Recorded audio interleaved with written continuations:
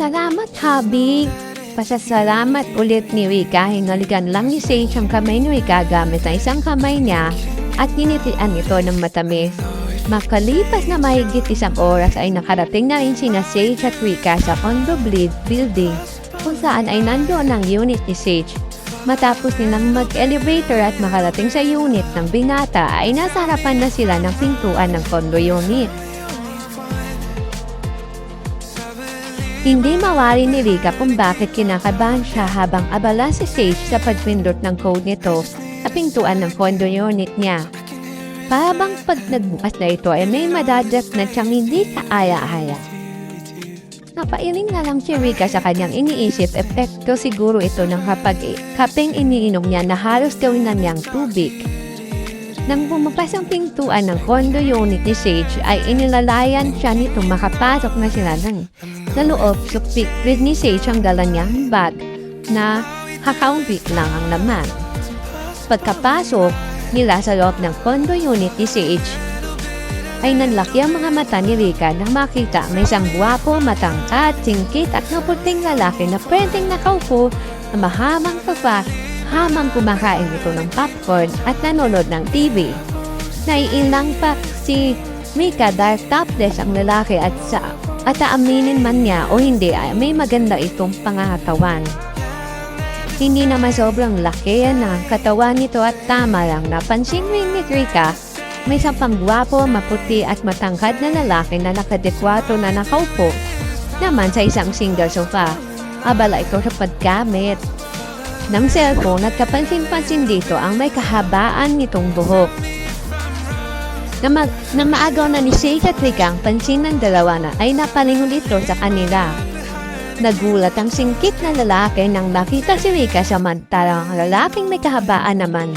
Ang buhok ay nakatitig lang ng blanco sa dalaga. Hi guys! She's Rika, girlfriend ko at magiging nanay ng baby ko.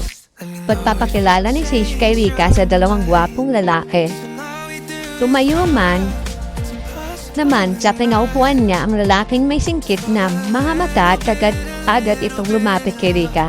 Hi Rika, I'm Ron. Kaibigan ako ni Sage. It's nice to meet you. Nakangiti nitong pagpapakilala at kinamayan si Rika. Bumiti lang doon si Rika at kinamayan rin si Ron. It's nice to meet you too. Sagot naman ang dalaga at kagad nitong inalis ang kamay ni Ron dahil napansin niyang humigpit ang pagkakahawak sa kanya ng pinata na kinailang niya. Hindi naman nagulat si Ron sa ginawa ni Rika at bumaling lang ito kay Sage na nakaniti sa kanilang dalawa. So she's the one that you're talking about. Nice man, magaling kang pumili at binuntis mo na kagad para hindi na makawala pa sa'yo. Sabi nito at natawa ng mahina. Tumawa rin naman doon si Sage. I have no doubt of marrying her at nasabi ko naman sa inyo na gusto rin siya ni ng mom, dad at Trevor. Para sa akin, diba? Ilang taon na gustuhan ni Trevor? Para sa kapatid niya? Napaka-imposible nun. Sa mumunting isip ni Rika. Yan, nasabi mo nga, tumango naman doon si Ran saka ito muling bumaling kay Rika. Rika, yung lalaking yon ay si Ryuma. Kay dad mo lang siguro yan at matalik rin naming kaibigan si Sage. Pagpasensya mo na at tahimik at hindi friendly ang gagong yan. Huwag mo na lang siyang pansinin habang nandito ka sa loob ng condo unit ni Sage. Sabi nito at tinuro ang lalaki may mahabang buhok. Na yung Ryuma pala ang pangalan. Busy na ulit ito sa paggamit ng hawak ng cellphone at hindi na ito nakatingin sa dalaga. Ah, ganun ba? Lagot na lang ni Rika at ngumiti ito. Pasok na kami sa kwarto ko, bro. Napala nasa na sina Sian at Wenhan. Tanong ni Sage kay Ran.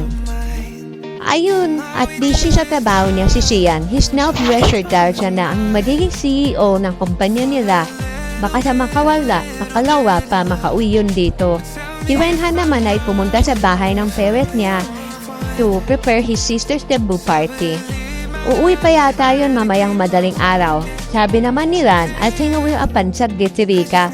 Oh, then magpapahinga na kami ng girlfriend ko. Good night, bro, sabi ni Sage at tinapik nito sa balikat si Ran. Salamat! Tanging sagot na lang ni Rika kay Ran hanggang sa hinila na siya ni Sage at pumasok na sila sa isang malaking kwarto.